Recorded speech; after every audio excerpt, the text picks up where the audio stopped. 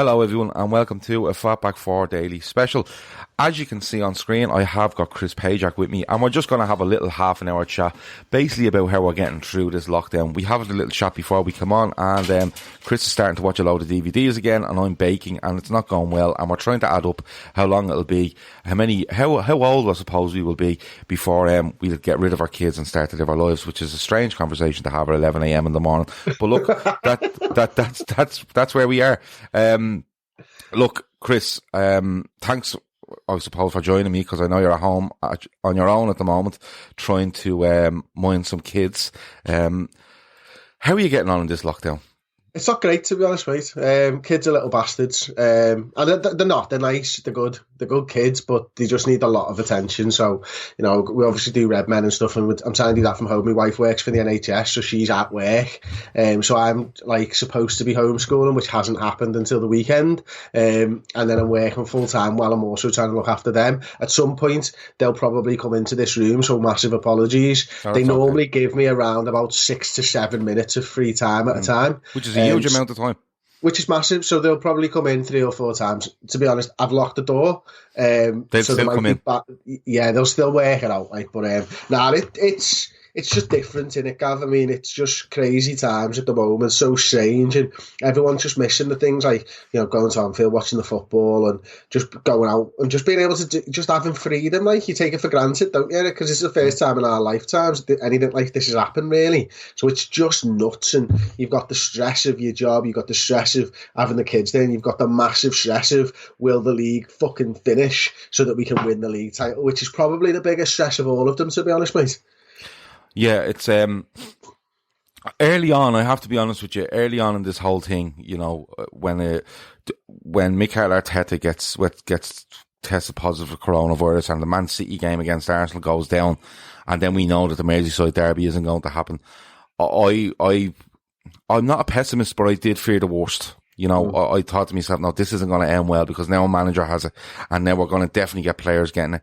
And I just early on went, yeah, this is probably going to drag on for months, but as far as I'm concerned, Liverpool are champions.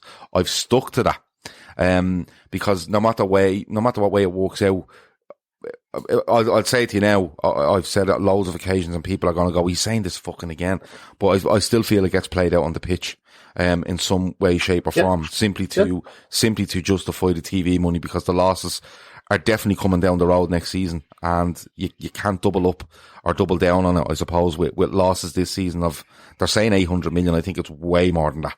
I agree, mate. I just think that there's too much money in the game and they're all capitalist bastards and they will not give money away. No, and the thing is that they don't want to lose twice. They're definitely losing next season because the TV companies are going to look and go, listen, this isn't the product we sell where there's nobody in stadiums and you're playing in a park, more or less.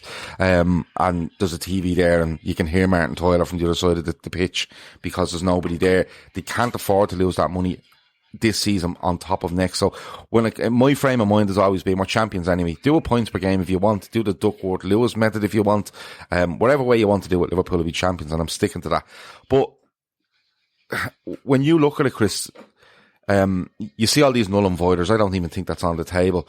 You see all these reports come out like, you know, a chairman has said or an owner has said. Nobody has said anything really, have they? No, that's it. And I think the Premier League have put it on almost lockdown themselves in that way. I think they've basically come out and they've told the clubs, don't talk about it. Don't fucking fill the void. Let the media, let the fans, let them talk about it. We're not going to say anything. And part of that will be because there's people dying on the streets and there's people dying in hospitals and care homes and everything else. And part of that will be because they don't want anyone to break rank, as it were. So for me, the Premier League clubs, until they know how they're going to respond, until they know what they're going to do, they won't know how to respond, so nobody's saying anything. And in the absence of anybody saying anything, dickheads have to say something. Yes. If there's a quiet in a conversation, the dickhead is going to stand up and say something ridiculous. And that's what we're seeing right now. Football Twitter is the dickhead, and football fans of other clubs who have got something to gain or not to lose are the ones who are saying something. And they're doing it for banter reasons, and they're doing it because they hope that Liverpool don't win the league. The fact of the matter is, regardless of whether there's a trophy lifted this season, I know that we were the best team in the league. I want Liverpool to win the Premier League more than as much as anybody else. We will win the Premier League if the games start again.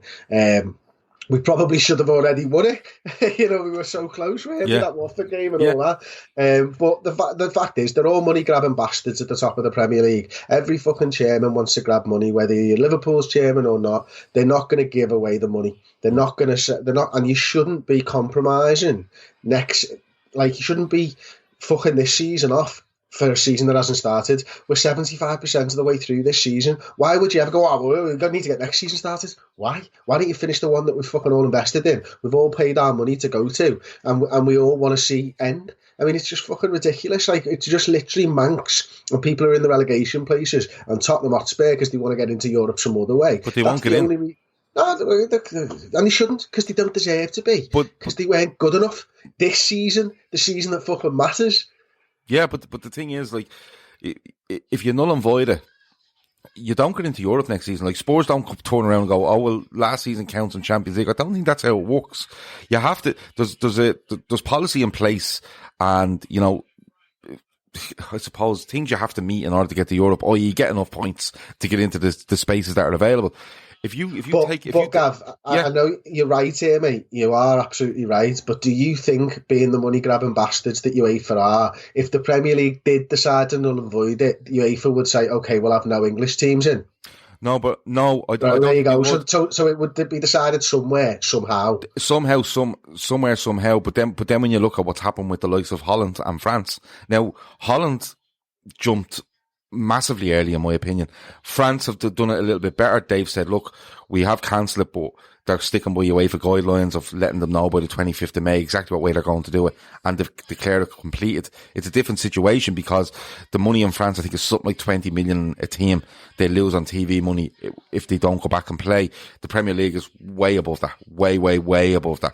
So I could France are in the kind of, you know, they're on the fence a little bit. Holland jumped way too early. England will be the last to make a decision on it, in my opinion. The Bundesliga are trying their best.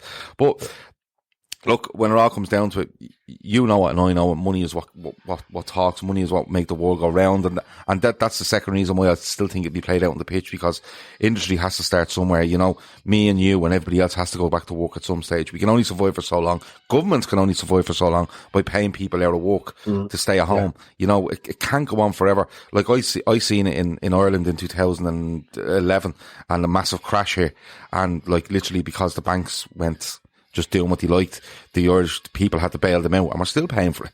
You know, now there's 1 million people, I think, in this country over the last week, which is a quarter of the country, have asked for a payment, which is 350 quid a week. Okay, so it's costing their governments massive amounts of money every single week. They need to get people back to work, and one of the biggest economies in Britain is football.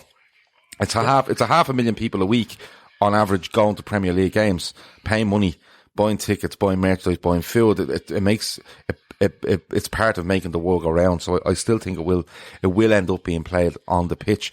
So the transfer stuff is a bit mad. I've heard stuff during the week. Now listen, I'm not getting into transfers right now. I don't think they're important. Don't get me wrong, Liverpool plan well in advance for transfers, but I think there might be a little bit of a holding pattern on that at the moment. But I've heard over the last couple of days from various people saying Liverpool will spend no money. They have no money. I've heard Comoli say that an agent has said that only 3 teams in the Premier League will be able to spend money. Do you think it'll get that bad, where teams will literally have to wipe out any transfer plans for a year, 18 months because of what's happened here? Especially if they manage to get the season completed and they do get the TV money. Yeah, I think it might get that bad for a few teams. Like, you know, certainly not Liverpool. I don't think Liverpool are one of them. But I think if you want to compete long term and you want to take a long term business decision, then you might have to knock it on the head this season, certainly. And it might not be because you can't afford it, but it might be it's the smart thing to do. For example, you know, Manchester United are one of the teams that came out early and said they were going to spend. Now, I don't know whether they've stuck with that stance, but they said they were going to spend. Now, if they go and spend, let's say, 150 million on Jadon Sancho, as an example, and then the market resets itself, and all of a sudden that, like, a normal transfer is 50 million quid again, like fucking 10, or a massive transfer is 50 million quid again, like 10 years ago, they're fucked. and because everything will reset along with the transfers, the commercial deals will all reset, the television revenues will reset, like you said, and people will stop paying for things 5 years in advance. I think, it might be more of a rolling commitment, like you might say, for example, rather than like, I don't know how they're all set up now, but the way that football's just built on this massive bubble 5 years in advance. So the TV revenues are all said, okay, we're going to buy this until 2025. They might just go, let's just go on a 1 year deal, and then but with the option to take 5 years almost. And everything will just be. I think everything's going to change, mate. I think football players' contracts are going to change. I think they'll need to be in a position where the clubs can furlough the fucking staff, or they can not. They pay them almost per game, as it were. So if we complete a Premier League season, you get 38 payments, let's say, of this much. Rather than we'll just pay this a weekly wage, because if they're not playing football, they're not gaining revenues. Everything stops, but yet they still have to pay out £500,000 to Ozil or whatever it is. Yeah, the contracts might change, and that could be a huge cost for lawyers, for everything. So I think the whole game changes off the back of this. And listen, I don't know how it changes. I've given you a few scenarios that I've thought of on the top of my head, but the contracts one I have thought about, because the clubs will not want to be liable if anything like this ever happens again. There's an argument to say that if the Premier League managed to get this finished, whether it be, at 5 designated stadiums over a 5-week period, or St George's Park, or everyone plays at home like normal but behind closed doors, there's an argument to say that English football comes out in an even stronger position compared to the rest of Europe if they manage to get it finished and others don't. Where, TV companies go, well, that's where we do put a lot of our eggs in that basket as it is, but we're going to put a few more in it, because at the end of the day, these went and stuck with what they said they were going to do, and they done it. Whereas, I don't know, the Bundesliga, the Ligue 1, Serie A, they didn't, if they don't, that kind of way. So, I know where you're coming from with contracts, like there is going to be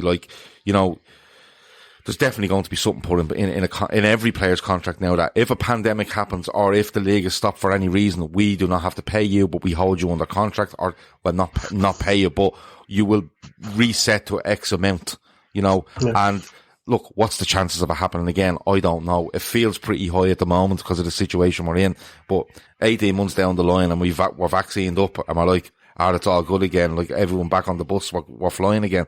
I do agree with you with regards to player contracts. With regards to the money in the game, it'll all depend on what way this season finishes out and how hard they get hit next season. Because in that period, you are going to get, between now and say Christmas, you're going to have 9 Premier League games, 10 games finish for each team for this season, and then you're looking at, it's usually about 17, 18 games before the new year and the next season. If we get to there and it's then right out, people are allowed back into stadiums, they've taken a 3-4 month hit, that kind of way, and they can recover from that. I think it all depends on that, Chris, when it gets down to probably the new year and you're looking going, how hard have they been hit here, and will it really, really affect, because the Premier League is a wash of money. It always has been kind of, and it always will be if you look at that 5-year bubble. How far, going on to, people in stadiums, because that's what it's all about, isn't it? When do you expect next to be standing in a stadium watching Liverpool play football? In your head now, in your heart, it's in 3 weeks' time, but in your head, what are you thinking? I'm not sure it's this year, No, neither am I. And just to go back on to the other stuff, right? Like, footy's a wash with money, but what if the companies that fund these adverts go bust? You know what I mean?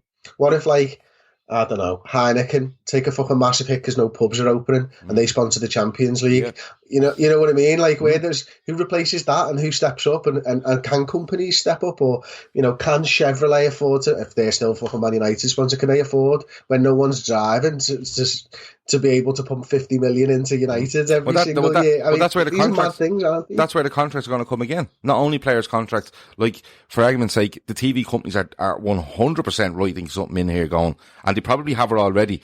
But for if a period more than X amount of weeks go by where no football is played, when it should be, we are going to take X amount back.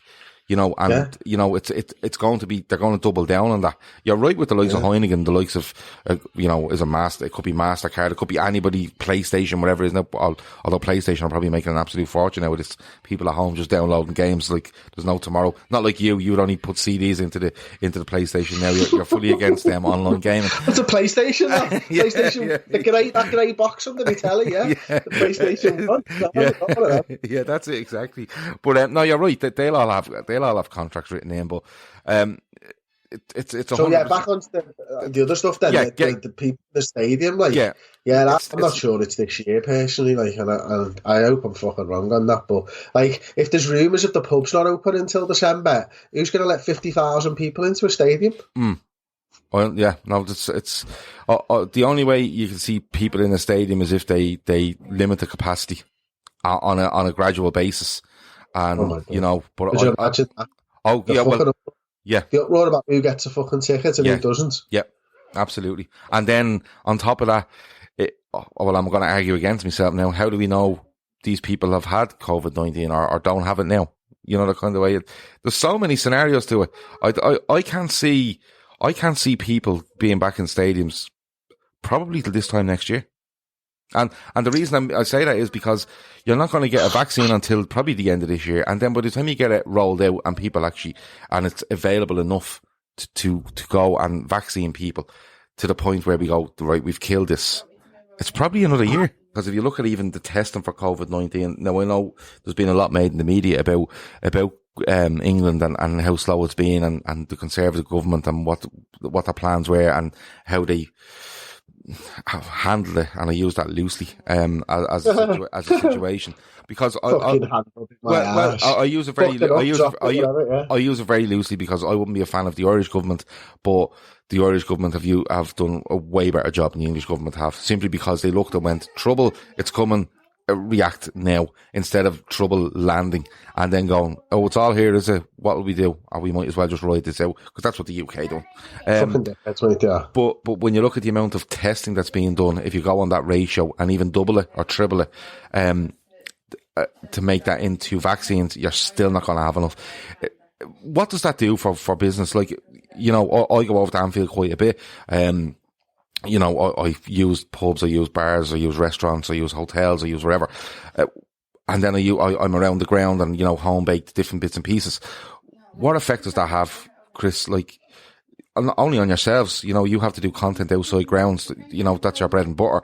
But then you have the likes of these small, businesses all around Anfield that probably aren't looking at a passing trade for another 12 months. Yeah. I mean, honestly, I'm not sure when we lose these independents that they're ever coming back. Whether people are able to afford to take that risk again. I think some restaurants have reacted really well and got themselves on Deliveroo and all that type of stuff. But, if an independent goes, it's gone. And what we're going to end up seeing is more of these big fucking corporations that serve shite food and they take the money out and take their tax dollars out of the UK. And nothing gets plugged back in. I always like to, it's not just a Twitter thing. If anyone follows me, I do like to shop local.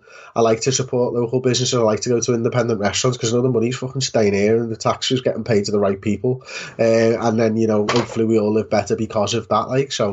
But, as far as small businesses go around Anfield, I don't know. It depends whether they're all right to get onto these furlough schemes. It depends what their rent or the building owners are going to do. I mean, I know that we've been quite lucky and got a little bit of a reduction in our rent, but it's not enough that we could survive like that for the next 12 months if that was the case, without football coming back on.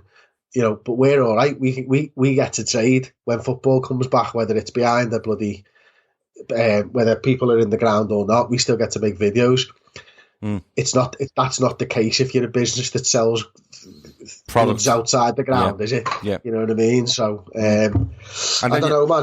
There's going to be a lot of people sweating at the moment, isn't there? And I know a lot of self-employed people are just still waiting to find out exactly what they're going to get and how they get their money and stuff, and it's how long they can survive, isn't it? Yeah, it's unbelievable. And then you have the knock-on effects of if you look at the food banks, so they're outside Anfield and Goodison every time there's a game on, and they rely on that passing trade, then people to come towards the ground, bring them stuff. Recently we we sent money to the food banks before this happened, but got chatting to the guys that are involved in that, and amazing work they do, you know. And you look at them and you go, geez, how are they going to do it? The reaction to them has been brilliant from what I can make out online and on Twitter, and long may it continue. But again, their bread and butter is being at the stadium, collecting off people as they enter and exit the stadium. So we'll have to wait and see. Look, listen, I'm going to let you go in 2 minutes because your 3-year-old is now in making a lasagna, and I don't think that's a safe thing. And mind you, it might be lovely. I don't know. But 2 questions before I go. One, how does the season finish out? With Liverpool lifting the league title. In what circumstance? The game's finished behind closed doors, comes back middle of June, early July, middle to late June, early July, wrapped up by August, 2-week pre-season into next year or whatever, like 3-4 weeks of off-season back into next year. Liverpool don't sign anyone, we go on and win the league because we've got a squad that all knows how to play together. We take advantage of the fact that we're not having to integrate any new members into that squad, and we win the league back-to-back. And then eventually we do get to celebrate maybe sometimes next season. Okay, the second question was that when do we all get out to celebrate this? You think it'll be probably next year? Yeah, I mean, you know, apart from the day that it's done and I'm out on my rooftop with no pants on, up and celebrating. And your 3-year-old is telling you to get down off that roof. Yeah. And then there's, you know, I can look over and there's another Liverpool fan on another roof celebrating. But yeah, I think, you know, you worry about the safety of that though as well, don't you? Like, not just the standing on the roof, but if Liverpool win the league, our fans going to congregate. Does that then inform a second thing? I don't think they will in Liverpool. I think they're too smart. Like, you know, we've seen what Atletico Madrid did to us, and you know that fucking hurt us in the spread of COVID-19. So we know and understand exactly what you need and need not to do. But Liverpool fans will go wild. There'll probably a 3-day bender in your spare room, just to get out the way of the missus and the kids and stuff. Yeah, and that'll do me. All right, I'm happy. I'll go with that. If I could join you in that spare room watching DVDs while your wife and kids go absolutely mental outside, I would be happy to do that as well. But I agree with you. I think Liverpool lifted the league title one way or the other, and that's good enough for me. As I said before, I don't care if Jordan Henderson lifts it in a bus shelter. It doesn't bother me. He can do whatever he wants. They can present it to him in his kitchen. I really don't care. Little legs in his kitchen. Yeah, just sitting at the kitchen table, just about to finish breakfast, and somebody comes in with the title and just goes, "There you go." He lifts it up, sticks it on the table, and we're done. I'm happy. Right, Chris, it's been an absolute pleasure. Thanks for making time for me, and we'll talk very, very soon.